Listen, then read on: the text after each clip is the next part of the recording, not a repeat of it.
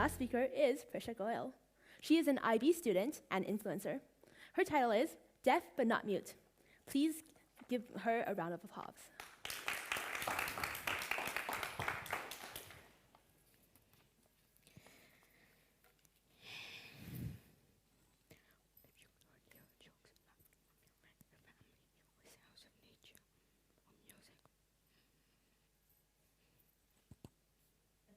Well, this is how I feel when my hearing aids are turned on. I actually start to hear, just like how you started to hear. I have severe to profound congenital hearing loss, which means that without my hearing aids, I can hear just a wee bit in my right ear, while I cannot hear anything in my left. So I was born deaf, and my parents didn't notice until I was 7 months old. Since I could not hear anything, I would observe body actions and facial expressions and try to reciprocate based on the facial expressions, hence depending on visual clues.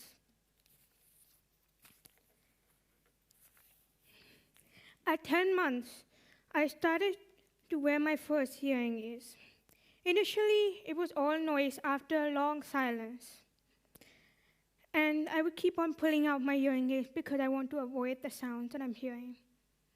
With the guidance of Alka ma'am and my mother, I started my speech therapy, which was very intense emotionally and psychologically. I was struggling to hear, and in all that confusion, stress was laid on clarity, voice modulation, intonation, tone, pitch, and of course, complete sentences. I remember how much I used to resist learning, and how much I cried, and how much fear I had due to the expectations. I was constantly being corrected, and it was a constant struggle to hear, process, comprehend, and speak, which of course, even today I face, especially in my academic and environmental exposure. My mother, who worked with me all my waking hours, used those techniques, and it was very intense and exhausting. During this time, I remember wearing really badly programmed hearing aids, and even if it was really bad, I literally still trained myself to speak and listen to the softest sounds in nature. But it helped me now, because I can now hear very soft sounds in nature, such as water dropping, someone talking very far away, someone walking down the stairs. The best part of this journey was how we use art, music, dancing, and creativity as a way of learning language and expressing myself. Because of my intense training, in all the situations we were in, I trained myself to sing. Well, okay, let's just be honest here. I'm not that good at singing.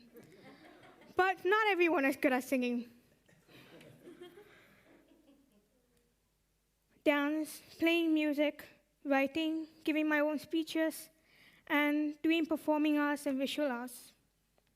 Thanks to Ms. Rousseau, I'm doing visual arts. And almost everything a normal person can do. I record all my presentations, which was heard and corrected by my mother. Even today, she still corrects me. And she will catch even that one word that I make a mistake in my speech. One word. She can do that.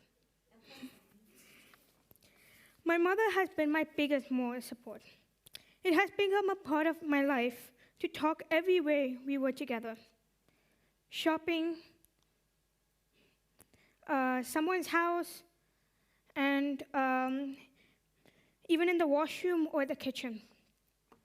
Despite the tears and fears, I was highly attentive around my surroundings, since every situation was about listening, learning, and talking, and of course, repeating. I learned that if I don't hear conversation, even today, my speech can regress. and hence I have to constantly be talking and listening in English, which is my only language, though I have picked up others too. I moved to Germany in 2010, and for the first time, I wore the best hearing aids, which was a huge relief for me. Suddenly, I heard louder, clearer, and best, I was able to hear new sounds. At my first international school, it was very difficult initially because the teachers didn't know how to support me, but things settled. And I was struggling with accents, learning new languages, and being accepted. Just as I was settled, my biggest challenge happened, moving to Indonesia. It was one of the toughest phases of my life. The first 2.5 years of my school life were terrible. I was not accepted. I was bullied by students and even a teacher, causing me a lot of stress.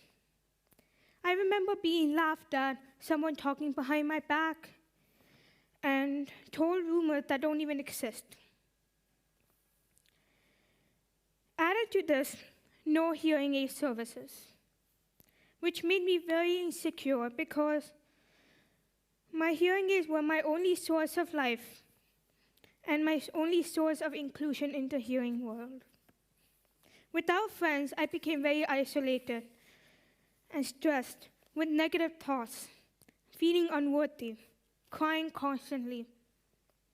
Before it got worse, my parents moved me out of that school, and when I went into an American international school, which changed my life and my perspectives. All the teachers supported me and appreciated who I was. I discovered and blossomed under their care. I made new friends. I learned how to be empathetic thanks to them. And I became more mature. And I understood my struggles better. I did a lot of performances and art, which helped me heal and get back to my passion. I started to perform, as my passion is in performing and visual arts. I gained back my confidence and strength. My mother has started to spread awareness on disabilities in international forums through talks for other parents. I accompanied her as an example to show that deaf can speak. I accepted myself better, and I realized over the years that I don't regret my past as it made me who I am today. After 4 years of living in Jakarta, we moved back to Germany in 2019. Acceptance and inclusion is much more. FIS is really giving me the opportunity to speak and grow as a person and achieve my dreams. I am grateful for all those who have supported me and helping me achieve my dreams, especially my mother, mentor, and teachers.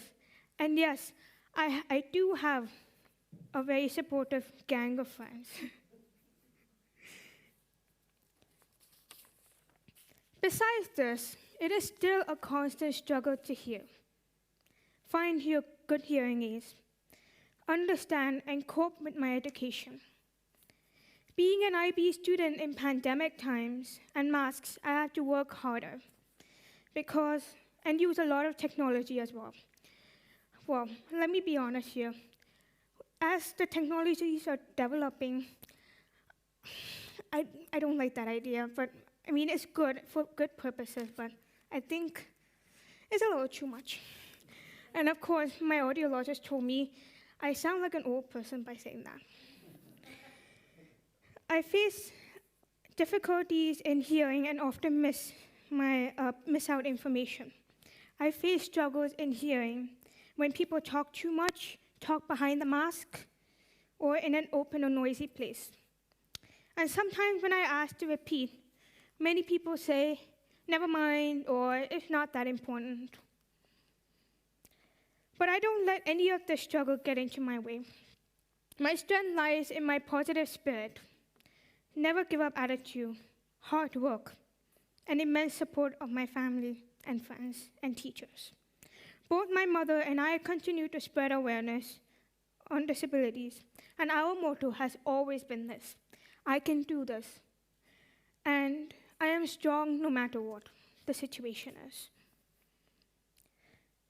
One thing I want to say is, I have to admit, I hate to admit it, but it's the truth.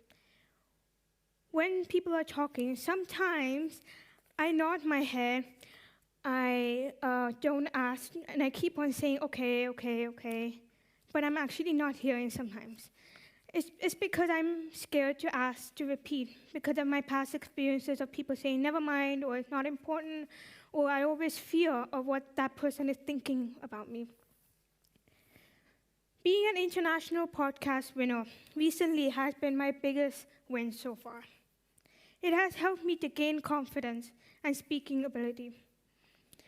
Voce Mea is a dream come true for my mother and I, and it is a step closer in the direction. My dream is to become an independent adult and go beyond schooling and prove to the world that I can do anything a normal person can do. I hope that I'm able to inspire by saying that no matter what the situation is, we all need to come out stronger. And of course, hard work is needed to reach our goal. I know, it's very frustrating. Hard work, it takes so much patience and so much time, but it is worth it at the end. I also hope that through this, I'm able to create awareness and empathy for the deaf. I want to become an artist and hopefully use my experiences to support the disabled community. Next time you see a deaf person, stop, listen to them, and be patient. And yes, never ever say, never mind, or it's not important, because remember, they are struggling to hear and be heard.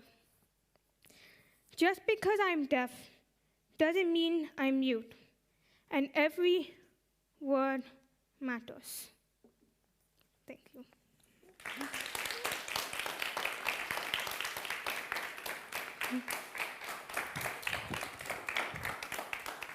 Thank you so much, Prisha, for your inspiring speech.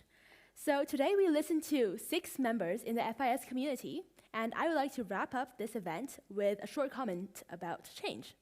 So Anthony Robbins once said, "At any moment, the decision you make can change the course of your life forever."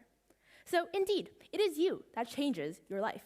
Your life is never destined. You can change it to some extent. So get up, make changes, think about what the Voce Mea speakers talked about in the past hour, and who knows, maybe the decision you make right now can change your life and shape your life for the better.